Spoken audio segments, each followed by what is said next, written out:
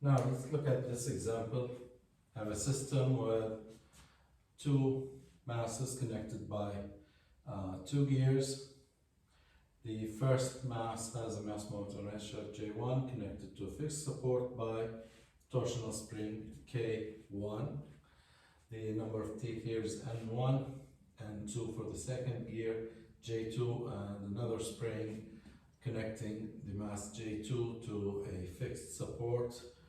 I have an external torque applied at mass 2. The motion of mass 1 is theta 1, theta 2 for mass 2, and now I have C1 and C2 here, damping constants. Basically, sometimes in some gears, when you have a gear, or most generally, if you have a rotating axis supported by usually journal bearing, you can represent or assume viscous damping in that axis due to friction in the bearing. So that's what I'm doing here. I'm assuming that along this axis, theta 1, there's friction on this axis of this gear, and that friction has a constant, damping constant, C1. So I might represent it as a damper with a value of C1, and also another damper due to friction of the gear support, C2. So I have these two viscous frictions here. Now I need to derive the equation of motion of this system. Obviously I have two coordinates here, theta 1 and theta 2, but again this is a single degree freedom system because theta 1 and theta 2 are related through the gear ratio N1 and N2. So let me start. I want to derive the equation of motion in terms of theta 1. So I'll use the energy method, and let's go for the kinetic energy. T equals, for the first mass, 1 over 2 J1 theta 1 dot squared, and for the second, 1 over 2 J2 theta 2 dot squared.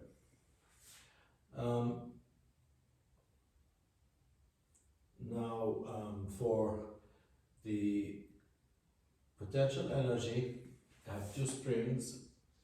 V equals 1 over 2 K1 for the first spring through the angle theta 1, and K2, the deflection, theta 2 squared.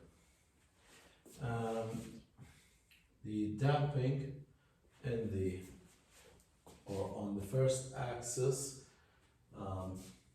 D equals 1 over 2 C1, and the rotational speed of that axis is theta 1 dot squared, and more damping on the second axis, C2 theta 2, the rotational speed of that axis, dot squared. Finally, I have the torque applying work through angle theta 2. So, as we said, theta 1 divided by theta 2 is N2 divided by N1. And that also applies to theta 1 dot and theta 2 dot. So theta 2 is actually N1 divided by N2 times theta 1.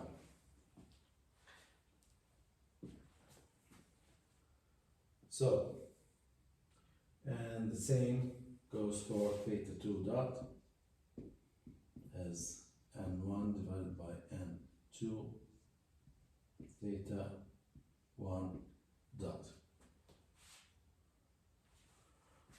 Let me substitute these relations into the kinetic and potential and damping functions. T becomes 1 over 2 J1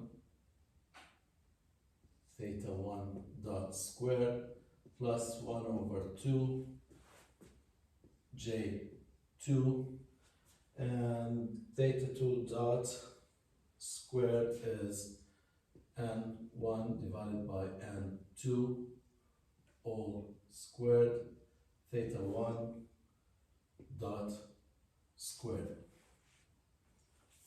which is basically 1 over 2 J1 plus J2 n1 divided by n2 all squared theta 1 dot squared. Going for the potential energy, I have 1 over 2 K1 theta 1 squared plus 1 over 2 K2. Now theta 2 is n1 minus divided by n2 all squared theta 1 squared right over here. So that leaves me with 1 over 2 K1 plus K2 n1 divided by n2 all squared times theta 1 squared. For the damping function, 1 over 2 C1 theta 1 dot squared plus 1 over 2, same analysis, C2 and 1 divided by n2 all squared theta 1 dot squared, which is 1 over 2 C1 plus C2 n1 divided by n2 squared, all multiplied by theta 1 dot squared. Finally, for the work, T times theta 2 is n1 divided by n2 theta 1. So if I call this J equivalent,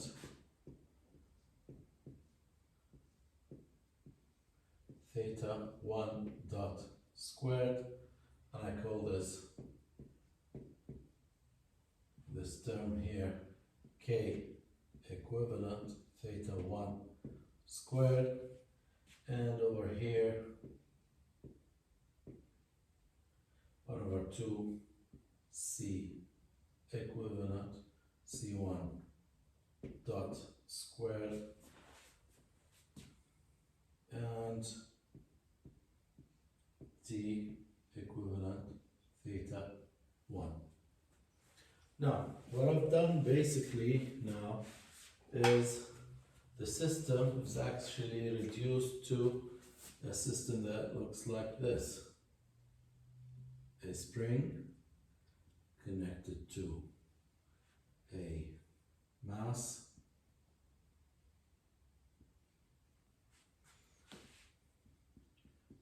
with K equivalent spring and an equivalent damper C equivalent rotating the angular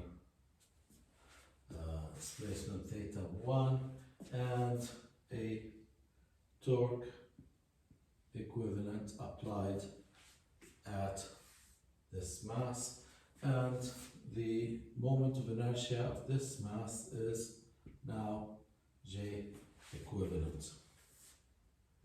Okay, so we notice that for the mass moment of inertia, for the spring constant and for the damping constant, every time I want to move from one axis to the other, it's actually the either quantity, let's go for J, nu, let's call it, is the J original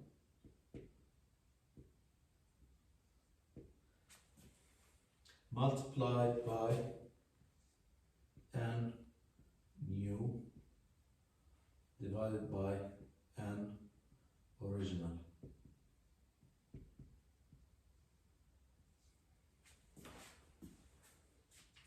Okay. So if I move from this original axis, from axis 1 to axis 2, then J1 is n to axis 2 divided by n1, and actually this quantity is squared. That will give me the value of J1 at the axis 2.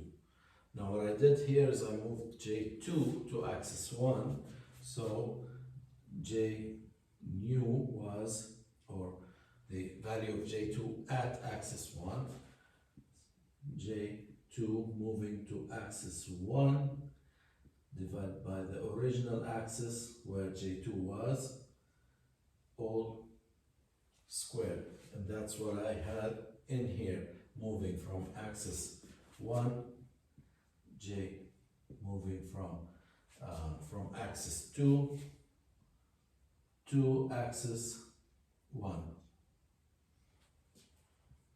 And the same applies to K and C. You just multiply by the square of the ratio of the target axis, okay, and this target divided by n source squared. If you multiply J by this quantity, you move to this new target axis, K and C, the same as for the work, the same thing except that the quantity is not squared. So for the torque, T nu, the new axis, is T times the n nu or target divided by n original or source. Use either terminology. Now, I could have done this before deriving the energy terms, reduced the system here, and then started at this step. It works, and I will end up with the same equation of motion. I will apply these three terms with the final work term to the Lagrange equation, determine the equation of motion, which is going to be for this system J equivalent theta 1 double dot plus C equivalent theta 1 dot plus K equivalent theta 1 equals torque equivalent, and the values of these equivalent parameters are right here. This is J equivalent, K equivalent, and C equivalent, and there's T equivalent. So that's a shortcut. It saves a couple of steps, but really personally, I prefer to go through the whole process from zero without this axis transformation. But it's good to know how to have this a little bit. I can't call it really a shortcut, it's a small shortcut that cuts a couple of steps, but I would personally prefer starting from this step instead of going through the reduction stages here, because it's possible that you might have a mistake between the target and the source axes. This is really straightforward approach, and it's a standard approach. Just find the kinetic energy at wherever the mass is, find its kinetic energy at its spot, find the spring potential energy wherever it is, and find the total equation of motion. If I did not take these values, I would have continued with this term of kinetic energy, this term of potential, this term of dissipation function, and this term of work, substituted these terms into the Lagrange equation of motion, and I would ended up with the equation of motion looking like this. J1 plus J2 N1 divided by N2 squared theta 1 double dot plus C1 plus C2 N1 divided by N2 squared theta 1 dot plus K1 plus K2 N1 divided by N2 squared theta 1 equals T N1 divided by N2, which are the terms for the equivalent parameters here, and I will end up with the same equation of motion. So it's up to you. You can either transfer the components to one axis and deal with that single axis, or just keep things as is and start from the beginning, the energy terms. I would prefer going that way, starting from the energy terms.